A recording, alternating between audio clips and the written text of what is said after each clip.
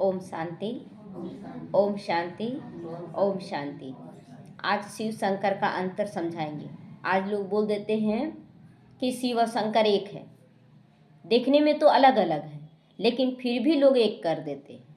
अब अलग अलग होकर फिर एक कैसे है, तो लोग इस बात को समझना भी नहीं चाहते कि आखिर फिर आगे शिवलिंग क्यों रखा जाता है। शिवलिंग के आगे कभी शंकर का मूर्ति नहीं रखते हैं, लेकिन शंकर के आगे शिवलिंग जरूर आप देखेंगे, कहीं भी शिवलिंग जरूर रहेगा। शंकर जी तपस्या में बैठे, इतना छोटा सा भी शिवलिंग उनके सामने रखा रहता है। क्यों रखा रहता है? तो शिव और शंकर अलग अलग है। वो है साकारी शरीर में, और ये है ज्योतिर्बिंदु। ज्योतिर्लिंग बोलते हैं ना, तो जब 3 लाइन देते हैं तो उसमें बिंदी देते हैं और वहीं से लाइट निकलता है, तो वो लाइट स्वरूप है, इसीलिए उनका नाम ज्योतिर्लिंग भी कहते हैं। और शिवलिंग कल भी बताए थे कि जैसे एक औरत का नाम कोई माँ बोल रहा है, कोई सास बोल रहा है, अलग अलग नाम होता है, तो वैसे ही शिव बाबा का कर्तव्यवाचक नाम है अमरनाथ सब चीज़, लेकिन वास्तव में उनका नाम तो शिव है, उनका नाम शिव है। तो यहाँ पर भी तो सबसे पहले शंकर जी के स्वरूप पर ध्यान देते हैं। ठीक है, शिव बाबा का तो पहचान हम लोग जान रहे हैं बहुत कुछ, लेकिन शंकर जी का पहचान जानते हैं कि आखिर शंकर जी फिर कौन है और क्यों ऐसा रूप, सबसे अलग ही रूप है शंकर जी का, है ना। तो सबसे पहले जटा में जाते हैं। उनका बाल कैसा होता है? अच्छा, जटा कैसे बनता है आप देखे हैं? अगर बाल को आप कंघी नहीं करेंगे और गंदगी उसमें बैठते जाएगा ना, तो जट बन जाता है, वो छूटेगा नहीं, जट बन जाता है, और वही जटाधारी कहलाते हैं। तो ये जटा क्या हुआ? जटा किसका प्रतीक है? तो जब हम लोग द्वापर में आते हैं, द्वापर से 63 जन्म लेते लेते आज कलयुग में पहुंच गए, कभी सफाई हुआ ही नहीं हमारे रिश्तों में, हमारे अंदर के विकारों का, कमी कमजोरियों का। आज उलझा हुआ जिंदगी नहीं है सबका, जिंदगी सबका उलझा हुआ, रिश्ते सबके उलझे हुए हैं। ना किसी पत्नी को अपने पति से प्रेम है, ना किसी पति को अपनी पत्नी से प्रेम है, कुछ ना कुछ कलह कलेश सबके अंदर बैठा हुआ है। ना बच्चों से माँ बाप संतुष्ट है, ना माँ बाप बच्चों से संतुष्ट है कोई संतुष्ट?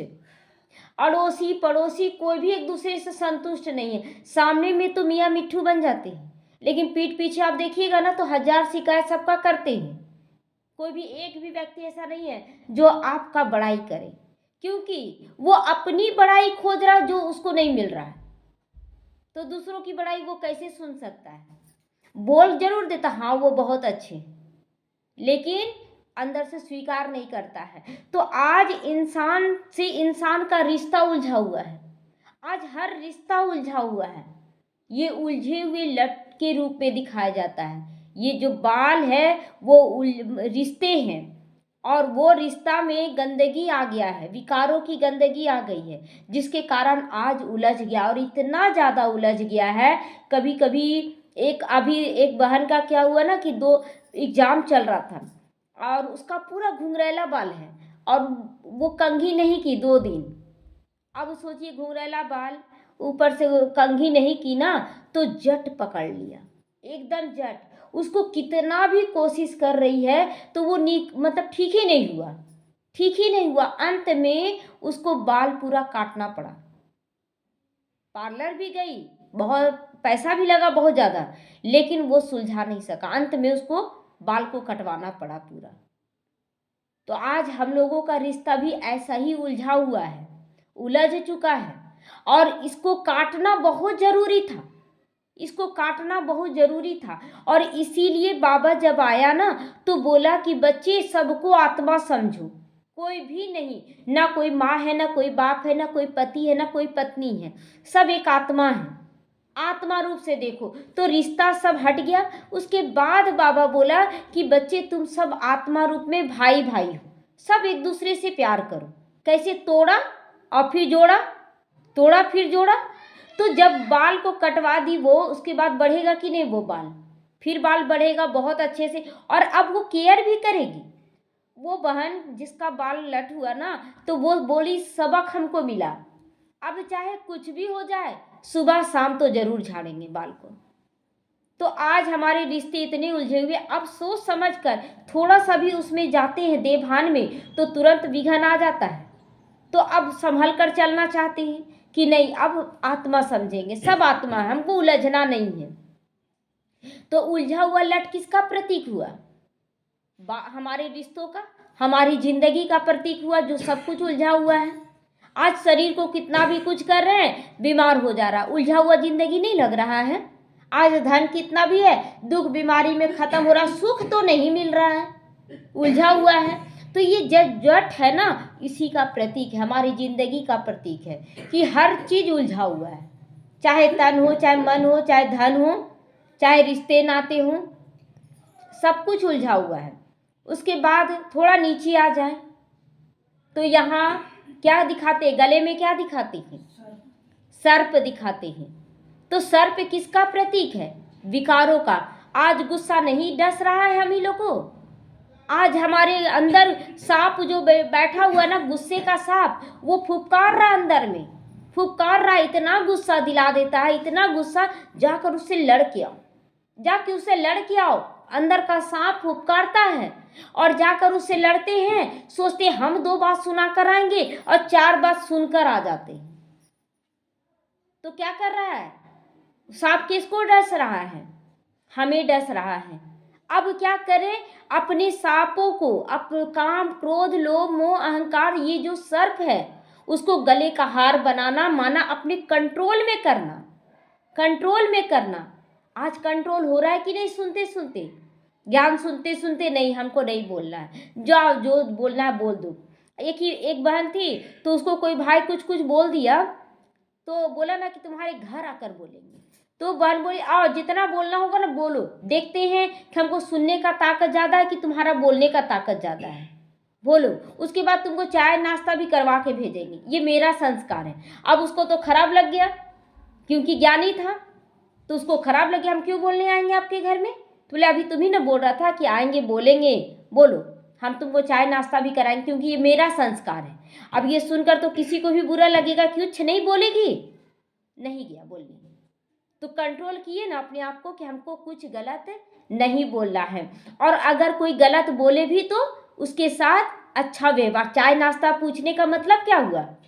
अच्छा व्यवहार करना। तो सांपों को क्या कर लेना है? वश में करके रखना है, वश में करना है। उसके बाद क्या दिखाते हैं? जटा में गंगा। गंगा किसका प्रतीक है? ज्ञान का। जब जिंदगी एकदम उलझ जाता है तो लगता है कि कोई तो सही रास्ता बताए, कैसे हम जिंदगी को ठीक करें। तो उलझे हुए लटों में ही, उलझे हुए जिंदगी में ही ज्ञान का जरूरत पड़ा, और ज्ञान को हम धारण किए। तो उलझे हुई जिंदगी में ज्ञान को धारण किए, इसलिए जट से ही गंगा निकली, गंगा को धारण किए शंकर जी। उसके बाद क्या दिखाते हैं? हाथों में कमंडल, कमंडल दिखाते हैं ना।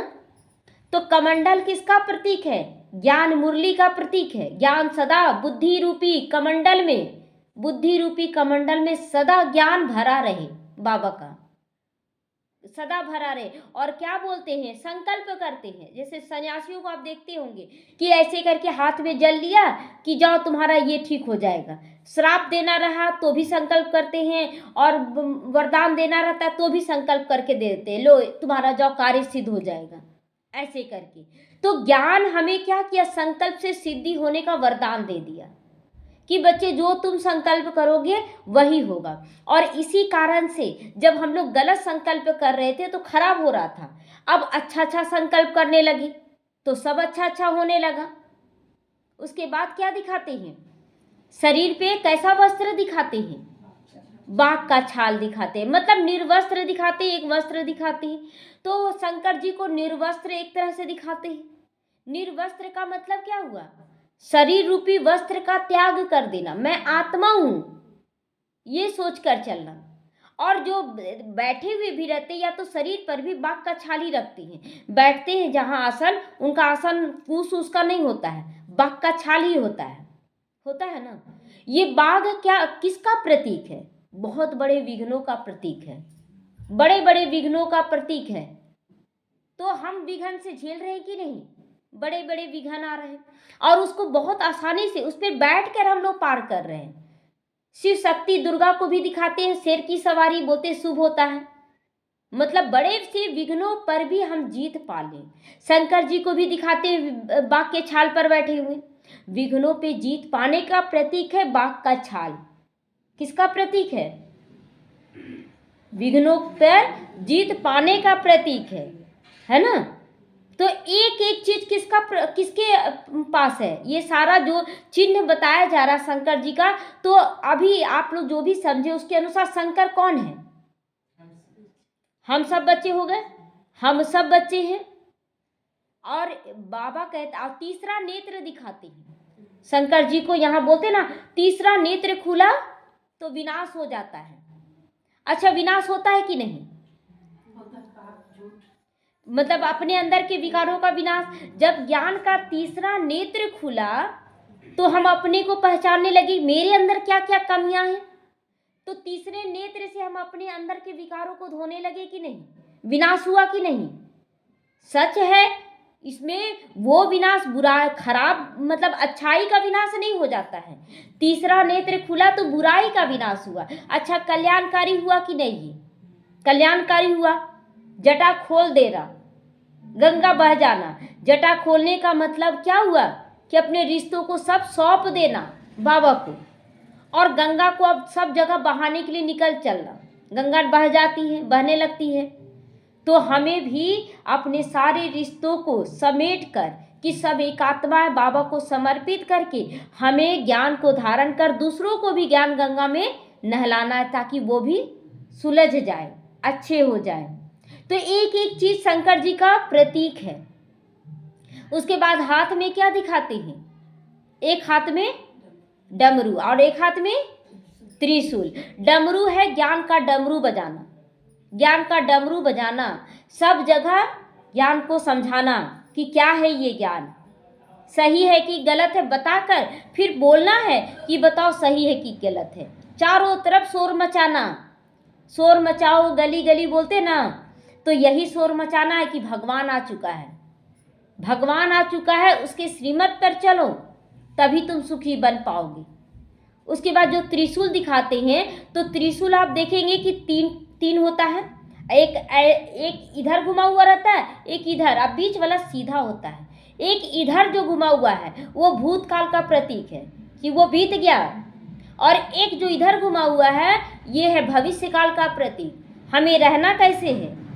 सीधा रहना है ना, त्रिकालदर्शी बनकर रहना हमें, कि भूतकाल में जो किए उसका तो फल वर्तमान में मिल रहा है, लेकिन वर्तमान में जो हम काम करेंगे वही मेरा भूत भी बनेगा, वही मेरा भविष्य भी बनेगा।